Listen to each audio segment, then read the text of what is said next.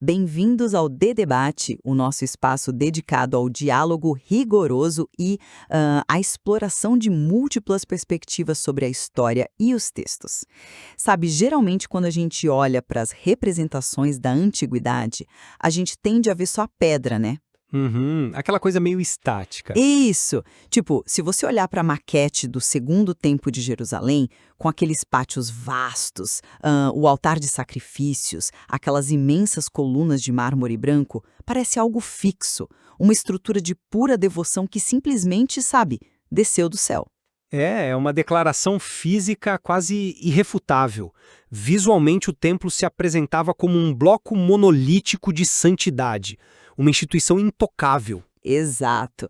Mas, quando você examina as fundações dessa estrutura, e é bem isso que o nosso material de base convida a gente a fazer hoje, você percebe que ela foi construída bem em cima de uma falha geológica. Uma falha estrutural, de fato. Sim, uma falha social, econômica e política, que estava prestes a causar o maior terremoto da história daquele povo.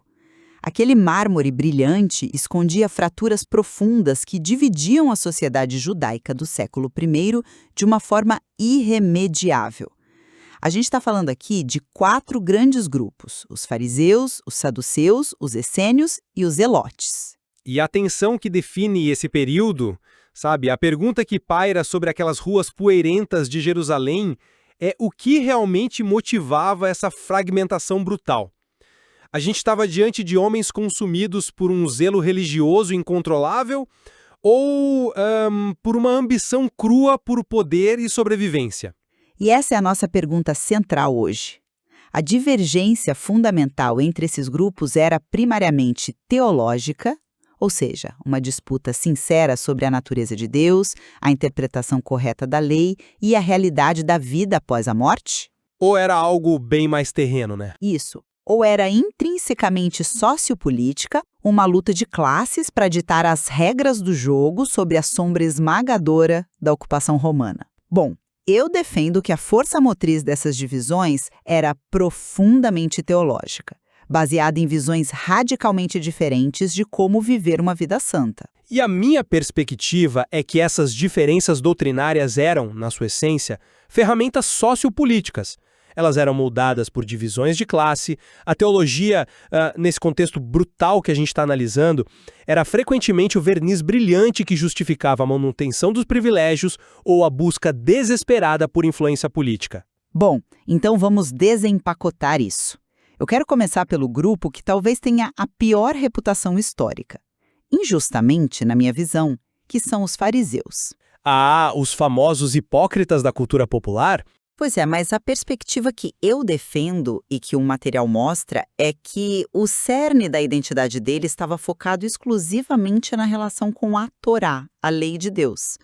O próprio nome deles, Perushim, significa os segregados ou os separados. E o texto os descreve não como políticos, mas como homens que levavam a pureza muito a sério. E a grande inovação deles, o que mudou tudo de verdade, foi genuinamente teológica, o conceito da Torá oral. Mas é aí que a coisa fica complicada para sua tese. Deixa eu só estabelecer o mecanismo disso antes, porque é fascinante. Até então, a lei estava escrita em pergaminhos, trancada lá no templo. Os fariseus introduziram a crença de que, lá no Monte Sinai, Deus não entregou só os textos escritos a Moisés. Entregou a tradição junto. Isso. Uma tradição oral de interpretação que tinha a mesma força de lei. Isso permitiu que eles criassem preceitos detalhados para o dia a dia. Ao aplicar as leis de pureza que antes eram restritas só aos sacerdotes no templo, à mesa de jantar do homem comum, eles ritualizaram a vida cotidiana. Lavar as mãos, essas coisas. Exatamente. Lavar as mãos antes de comer não era higiene, era um ato de transformar a própria cozinha num microcosmo do templo sagrado. A motivação aqui é puramente aproximar as pessoas de Deus. Olha, eu entendo o apelo dessa visão romântica. É bonito imaginar camponeses transformando as próprias cozinhas em pequenos santuários. Mas o problema com essa leitura é que ela ignora o mecanismo de classe que estava operando nos bastidores. Você acha? Com certeza, a teologia não flutua num vácuo, sabe? Ela desce para a terra. E na Terra, ela afeta quem manda e quem obedece. Pensa bem, se a gente olhar para os saduceus, o grupo rival, quem eram eles? Eram a elite, os sacerdotes. Exato, aristocratas riquíssimos, membros das famílias que controlavam o templo e que sentavam na maioria das 70 cadeiras do Sinédrio, que era basicamente a Suprema Corte e o Senado da época. Eles rejeitavam completamente essa tal Torá oral. Porque ia contra as escrituras. Não, porque a Torá escrita os colocavam no topo da pirâmide. Eles diziam, só vale o que está escrito nos 5 primeiros livros de Moisés. E por que eles eram tão conservadores na teologia? Porque eles tinham o monopólio do culto oficial, colaboravam ativamente com Roma, cobravam as taxas do templo e viviam no luxo. A teologia conservadora deles era um escudo perfeito para proteger as contas bancárias e o poder político. Tá, eu não nego que os saduceus fossem pragmáticos e muito ricos, mas vamos voltar ao mecanismo da Torá oral dos fariseus e o que ela fez com a sociedade. Imagina o Templo de Jerusalém gerido pelos saduceus como se fosse um clube de campo exclusivíssimo. Um clube bem caro, por sinal, muito caro. Para você entrar, participar da expiação dos pecados e ser considerado santo, você tinha que pagar o pedágio do clube, comprar o animal para o sacrifício e depender de um cara que nasceu na família certa da tribo de Levi para fazer o serviço por você. O que os fariseus fizeram foi dizer, olha, nós vamos construir o nosso próprio acesso a Deus no quintal de casa. Foi como pegar um software proprietário caríssimo e transformar num código open source. Eles democratizaram o acesso à santidade. Deram ao empresário de classe média e ao trabalhador comum as ferramentas para se conectar com o divino sem precisar do intermédio daquela elite saduceia. Isso é uma revolução teológica tremenda. Sinto muito, mas eu simplesmente não engulo essa. Deixe-me dizer o porquê. Democratização altruísta. Pensa na consequência prática disso. Os fariseus eram, na sua maioria, artesãos e empresários de classe média que viviam no meio do povo. Certo. Quando eles dizem você não precisa do sacerdote lá no templo, você só precisa seguir a nossa interpretação da tradição oral aqui na rua, eles não estão apenas distribuindo acesso a Deus. Eles estão transferindo o capital político do templo para a rua. Eles estão roubando a base de clientes dos saduceus. Roubando clientes. É uma disputa de influência clara. O material histórico nos mostra que, embora os fariseus fossem minoria no Sinédrio, eles frequentemente conseguiam forçar a mão dos saduceus em decisões cruciais. E como eles faziam isso? Porque manipulavam o apoio popular. A Torá oral foi a ferramenta mais brilhante já inventada para se obter autoridade sem ter pedigree sacerdotal. Mas isso pressupõe que a teologia farisaica era apenas um meio cínico para um fim político. E o comportamento diário deles simplesmente não sustenta essa teoria de manobra de influência. Pessoas cínicas não vivem como eles viviam. Como assim? O material de base cita as práticas descritas em Lucas 18. Quando um fariseu dizia que jejuava 2 vezes por semana e doava 10% de todos os seus bens e temperos para os pobres e para o sistema religioso, ele estava falando sério. Eles sofriam restrições reais no corpo deles. Ninguém carrega um peso enorme de regras rigorosas sobre si mesmo, controlando o que come, onde pisa, com quem fala, só para irritar a elite de Jerusalém. Havia um terror reverencial a Deus ali. Além disso, olha para Jesus. Jesus que os criticava duramente o tempo todo. Sim, criticava pelo legalismo, aquela ideia de que você pode comprar a salvação acumulando méritos através das regras. Mas, estruturalmente, Jesus foi formado nesse meio. Em questões teológicas centrais, ele estava 100% alinhado com os fariseus contra os saduceus. A crença na ressurreição dos mortos, a existência de anjos, a providência divina unida ao livre-arbítrio. Tudo que os saduceus negavam. Siga o dinheiro e o poder. Se você é um sumo sacerdote vivendo num palácio, jantando com governadores romanos, você já está vivendo o seu paraíso na terra. Qual é o seu interesse em espalhar uma teologia sobre um mundo vindouro onde haverá justiça divina e os opressores queimarão? Nenhum. Nenhum. A escatologia, a ideia de um fim dos tempos justo, é sempre a teologia de quem está por baixo. A negação da vida após a morte pelos saduceus era a defesa ideológica máxima do status quo. Tá, a sua análise faz sentido sociologicamente, eu admito. Mas se você quer argumentar que a religião era só uma capa para ambições mundanas, como você explica os essênios? Ah, o grupo do deserto. Isso, porque se os fariseus tentaram democratizar a santidade na cidade, os essênios olharam para as mesmas ruas de Jerusalém e concluíram que a única cura era o abandono total. Eles são o ponto fora da curva que quebra essa sua lógica de poder. Como assim a prova definitiva? A gente está falando de um grupo que abandonou a civilização. Eles foram para o deserto escaldante perto do Mar Morto, em Qumran. O material cruzando dados de Flávio Joséfo com os famosos manuscritos do Mar Morto mostra que eles romperam radicalmente com o templo físico. Cortaram as relações econômicas? Completamente. Eles pararam de usar dinheiro, viviam em comunitarismo extremo para evitar contaminação, faziam banhos rituais diários na água gelada e passavam a noite em vigílias copiando as escrituras. Eles criaram o conceito de um templo imaterial, formado pela pureza da própria comunidade, já que o templo de pedra estava contaminado.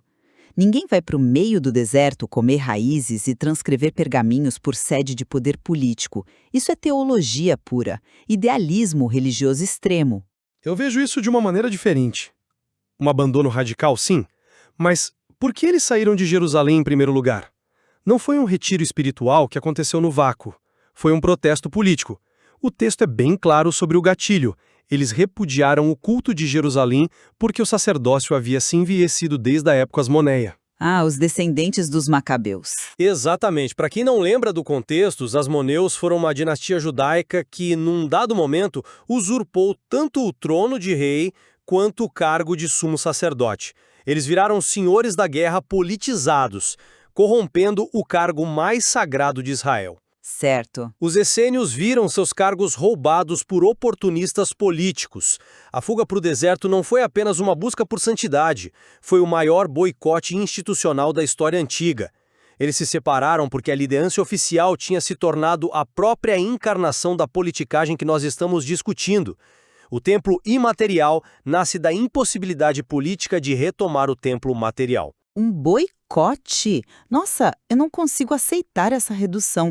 Você não vai morar no calor infernal das cavernas de Qumran, vivendo em celibato, apenas para mandar um recado político passivo-agressivo para a elite de Jerusalém. O nível de sacrifício exigido ali requer uma crença visceral de que se você participar do sistema corrupto, Deus vai aniquilar a sua alma. Mas a origem da ruptura é política. A origem pode até ter fagulhas terrenas, mas o motor diário era a fé. O medo de Deus superou o instinto humano mais básico de conforto e sobrevivência. E se você acha que o extremismo no deserto era passivo, a gente precisa falar sobre a década de 50 depois de Cristo e o surgimento dos zelotes, a prova de que a teologia pode empunhar uma espada. Os zelotes, onde a teologia se torna literalmente uma arma.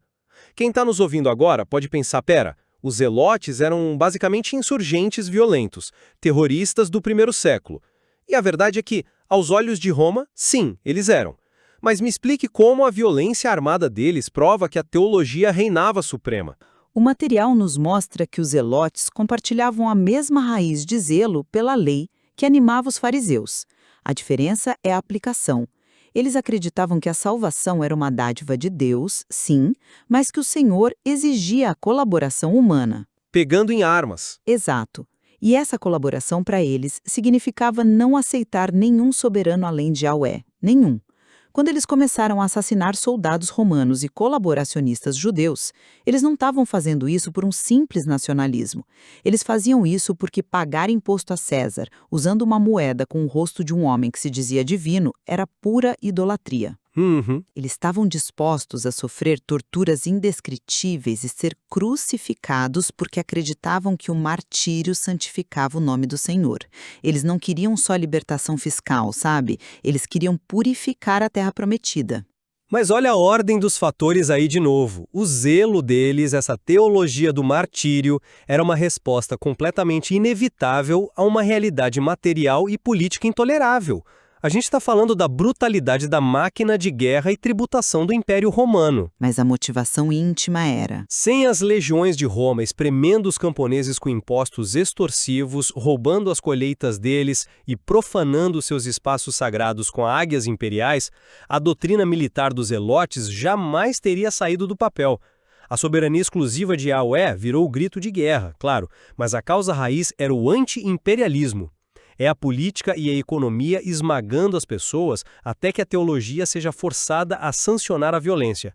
A religião forneceu a linguagem para uma rebelião de oprimidos. a linguagem e a coragem, não se esqueça disso.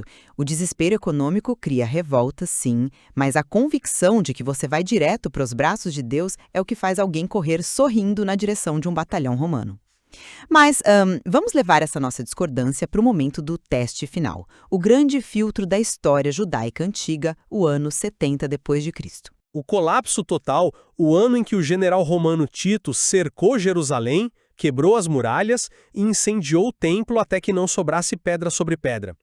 E é aqui, no rescaldo das cinzas, que a tese sociopolítica se consolida de forma irrefutável.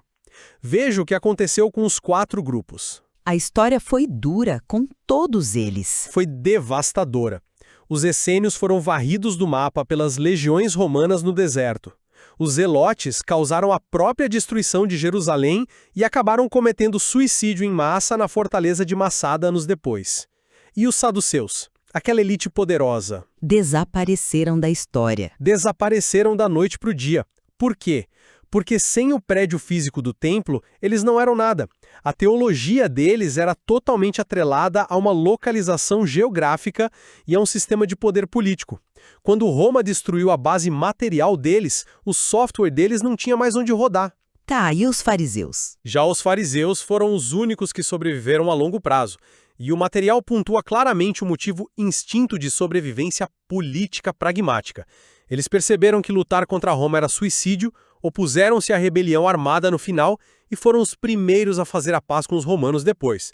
Isso é pragmatismo político de altíssimo nível. Eles sobreviveram porque souberam se curvar ao poder imperial na hora certa.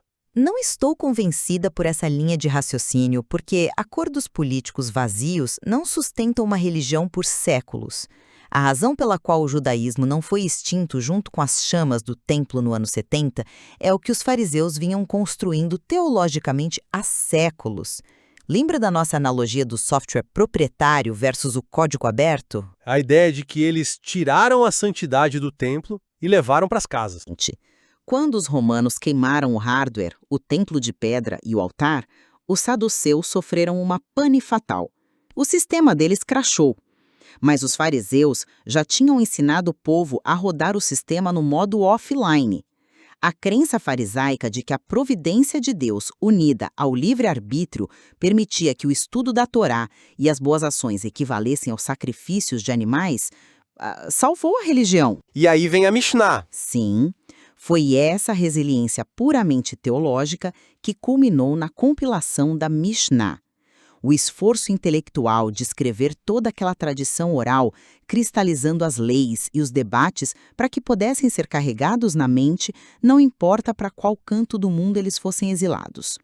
Se a teologia deles não fosse tão brilhantemente adaptável, nenhum acordo político com Roma teria salvado o judaísmo da extinção. A teologia era inerentemente resiliente. Olha, esse é um argumento convincente, eu admito. A compilação da Mishnah foi um dos maiores monumentos intelectuais da humanidade. Mas você já considerou que sem a manobra política de apaziguamento prévio, não haveria fariseus vivos para escrevê-la? Como assim? Se eles tivessem adotado o fervor purista inegociável dos zelotes, eles teriam sido crucificados ao longo das estradas da Judéia. A genialidade doutrinária deles só teve tempo e espaço para florescer, porque eles jogaram o jogo da sobrevivência política melhor do que qualquer outro grupo. A política garantiu o fôlego à teologia. Foi o que eles fizeram com esse fôlego. Eu acho que chegamos a um ponto de tensão que é incrivelmente revelador para quem está ouvindo. O que a nossa discussão mostra é que tentar separar a fé da vida sociopolítica na antiguidade ou até hoje, é como tentar separar a água do sal num oceano. É uma mistura constante. Sim, por um lado, a gente tem que reconhecer a profundidade do motor espiritual. Havia um esforço genuíno de aproximar o indivíduo de Deus. Uma fome que levou homens ao deserto de Qumran, que fez fariseus contarem os grãos de tempero para o dízimo e zelotes entregarem os pescoços às espadas romanas. Essa sede de santidade não pode ser reduzida a um cinismo de poder. Com certeza não pode. E, do outro lado, espero que a gente tenha deixado claro que a teologia não opera numa bolha protegida. O Deus deles podia ser invisível, mas as espadas romanas, os impostos esmagadores e a fome não eram. A trajetória dos saduceus serve como um alerta histórico de como a religião pode ser sequestrada para proteger o luxo de uma elite. E o pragmatismo pós-70 confirma isso de certa forma. Confirma.